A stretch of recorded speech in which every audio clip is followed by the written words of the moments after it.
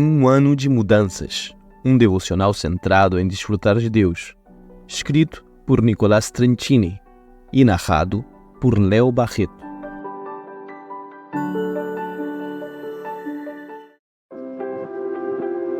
Dia 226.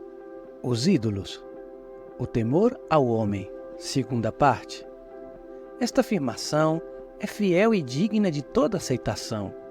Cristo Jesus veio ao mundo para salvar os pecadores, dos quais eu sou o pior. 1 Timóteo 1, versículo 15. Há alguns anos, um amigo me contou uma história engraçada sobre o seu filho mais novo. Um dia, um colega de trabalho se aproximou de seu filho e lhe deu uma enorme e brilhante moeda. O menino ficou fascinado observando seu valioso presente. Então, seu pai lhe disse: "Filho, o que se diz?" Ao que o pequeno respondeu: "Me dá outra?" Em termos contemporâneos, o oposto a temer a opinião de outros é ser uma pessoa com caráter. O que é ter caráter? É a capacidade de fazer o que desejo, livre de que me afete a opinião positiva ou negativa de quem me observa. Desejo compartilhar o Evangelho? Tenho a capacidade de fazê-lo porque não me importa se me rejeita ou pensam mal de mim. O meu cônjuge me diz algo ofensivo? Tenho o poder para responder sem agredi-lo, porque sua opinião, correta ou incorreta, não determina nem meu valor, nem meu nível interno de gozo. Um colega me difama? Tenho a integridade para confrontá-lo com amor, sem destruir sua reputação, mas tampouco permitindo que me pisoteie. Como filho do meu amigo, uma pessoa com caráter é uma pessoa desinibida e livre para fazer e dizer o que quiser. Agora, se você tivesse que pensar em um personagem bíblico com muito caráter, quem você escolheria? Eu, o apóstolo Paulo. Ao estudar sua vida, nos perguntamos: temor ao homem? Existe esse conceito na vida desse indivíduo? Olha o que ele diz sobre seu próprio ministério com absoluta confiança e sem medir as palavras. São eles servos de Cristo? Estou fora de mim para falar desta forma. Eu, ainda mais, trabalhei muito mais, fui encarcerado, mais vezes fui açoitado, mais severamente e exposto à morte repetidas vezes. 5 vezes recebi dos judeus 39 açoites. 3 vezes fui golpeado com varas, 1 vez apedrejado, 3 vezes sofri naufrágio. Passei uma noite e um dia exposto à fúria do mar. Estive continuamente viajando de uma parte para outra. Enfrentei perigos nos rios, perigos de assaltantes, perigo dos meus compatriotas, perigos dos gentios, perigos na cidade, perigos no deserto, perigos no mar e perigo dos falsos irmãos. Trabalhei arduamente. Muitas vezes fiquei sem dormir. Passei fome e sede, e muitas vezes fiquei em jejum. Suportei frio e nudez. 2 Coríntios 11, do versículo 23 ao 27. Não só isso, mas também não tem problema em chamar de cães aos falsos mestres. Filipenses 3:2. E confrontar cara a cara a hipocrisia do próprio Pedro. E depois disso, como se fosse pouco, atreve-se a registrá-lo num livro inspirado para que todos os cristãos da história saibam o que fez. Gálatas 2, versículo 14.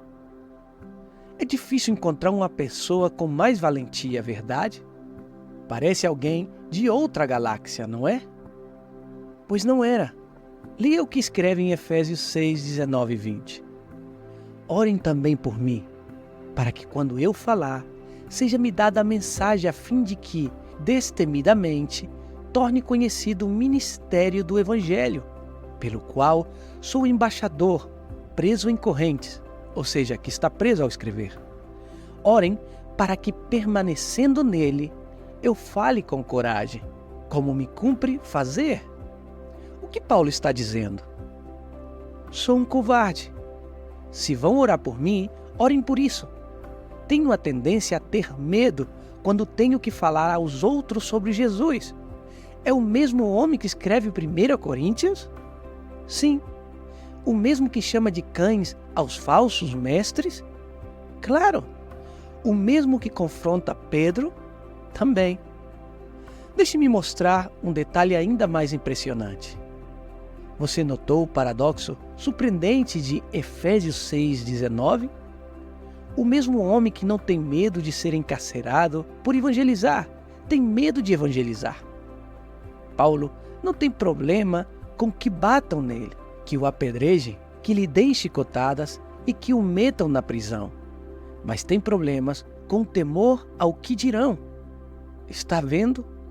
Paulo não é um extraterrestre, é um de nós. É alguém que ora e pede oração para ser livre de sua luta, como você e eu, com vitórias e com derrotas, capaz de confrontar publicamente a Pedro e registrar seu triunfo, e capaz de admitir publicamente aos Efésios sua luta com o temor e registrar sua derrota. Por que escreve ambos incidentes? Talvez para que, como ele mesmo expressou, mas foi por esse mesmo motivo que Deus teve misericórdia de mim, para que Cristo Jesus pudesse mostrar toda a sua paciência comigo. E isso ficará como exemplo para todos os que, no futuro, vão crer nele e receber a vida eterna. 1 Timóteo 1,16. Para orar e meditar ao longo do dia. Quanto maior é a minha luta, maior é a graça que me é oferecida para poder superá-la. Queremos dizer algo importante antes de você parar de ouvir este áudio. Nosso desejo como ministério é oferecer esses áudios e muitos outros recursos de forma totalmente gratuita. Você sabe como pode nos ajudar a continuar oferecendo-os sem nenhum custo? Não vamos pedir dinheiro.